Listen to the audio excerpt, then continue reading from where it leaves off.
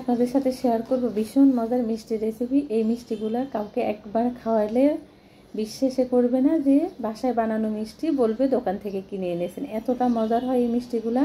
আর তৈরি করা খুবই সহজ, মাত্র 2টি উপকরণে তৈরি করা যায়। তো ভিডিওটি না টেনে পুরোটা দেখার অনুরোধ রইল। আর আমার এই রেসিপি যদি ভালো লেগে থাকে প্লিজ আমার চ্যানেলটি সাবস্ক্রাইব করবেন, লাইক দিবেন। আসসালামু আলাইকুম। আশা করি আল্লাহর রহমতে সবাই ভালো আছেন। তো আমি চুলার মধ্যে একটা কড়াই বসিয়ে দিয়েছি, দিয়ে দিয়েছি ঘি।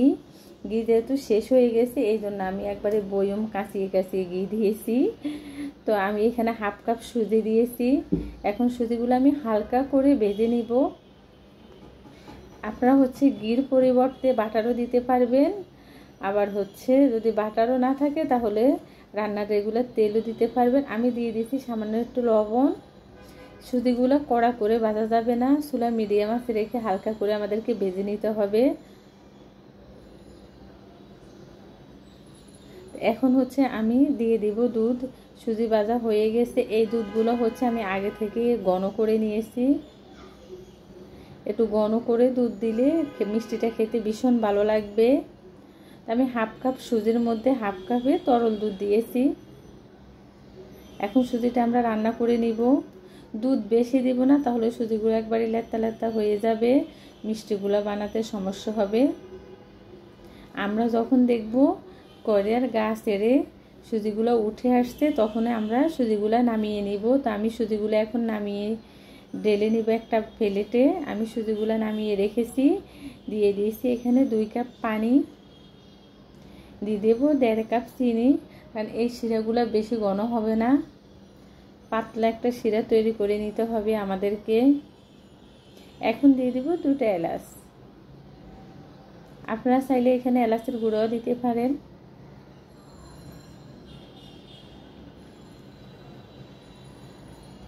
শিরাগুলো 2-3টা বলক আসলে চুলা বন্ধ করে দিতে হবে আমাদেরকে।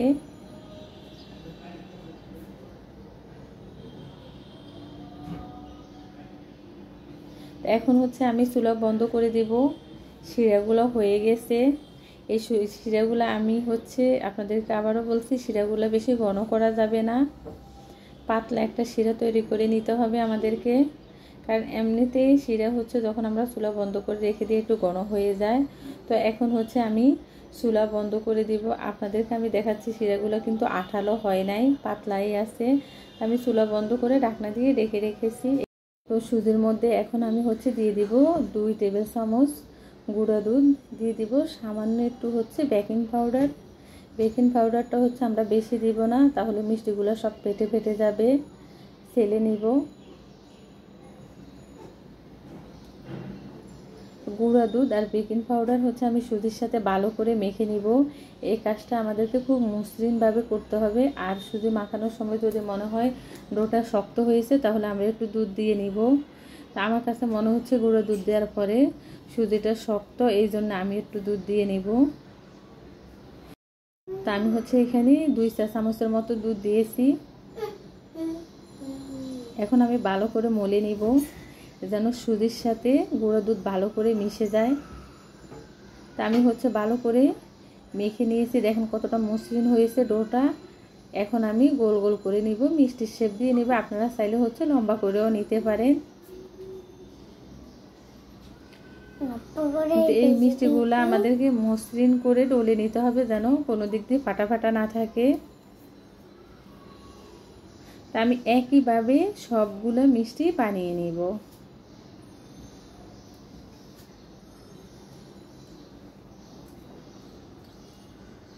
আমি সবগুলো মিষ্টি বানিয়ে নিয়েছি। এখন আমি তেলে ভাজবো। তো চুলার মধ্যে একটা কড়াই বসিয়ে তেল গরম করে নিচ্ছি। আমরা হালকা গরম তেলের মধ্যে মিষ্টিগুলো দিব, বেশি গরম তেলে দেওয়া যাবে না। বেশি গরম তেলে দিলে উপর থেকে খুব তাড়াতাড়ি কালার চলে আসবে, ভিতরে হবে না। এই জন্য একবারে হালকা গরম তেলে আমাদেরকে এই মিষ্টিগুলো দিতে হবে। আর চুলা মিডিয়াম আঁচ রেখে এই মিষ্টিগুলো আমাদেরকে ভাজতে হবে। আর তেলের মধ্যে দিয়ে আমরা নাড়াচাড়া করব না, তাহলে এগুলো ভেঙে যাবে। কিছু জিনিস যদি আমরা ফলো করি তাহলে এই মিষ্টিগুলো একবারে পারফেক্ট হয়, দোকানের মতো খেতেও ভীষণ ভালো হয়। তা আমি কড়াইয়ের করে দৌড়ে দৌড়ে একটু নেড়ে দিচ্ছি। আমি সবগুলো মিষ্টি একসাথে দিয়ে দিয়েছি, আপনারা কম কম করে ভাজবেন। আমি একবার উল্টিয়ে দিয়েছি মিষ্টিগুলা।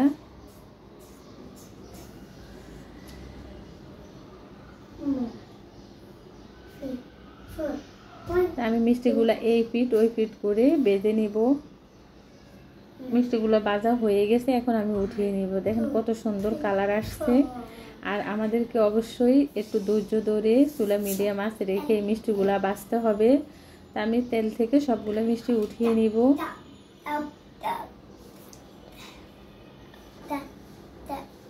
আমি এখন মিষ্টিগুলো শিরাতে দিয়ে দিব। শিরা এখনো গরম আছে, হালকা গরম। এখন নেড়ে দিব মিষ্টিগুলো শিরার মধ্যে। এই উল্টিয়ে দিব একটু আমি।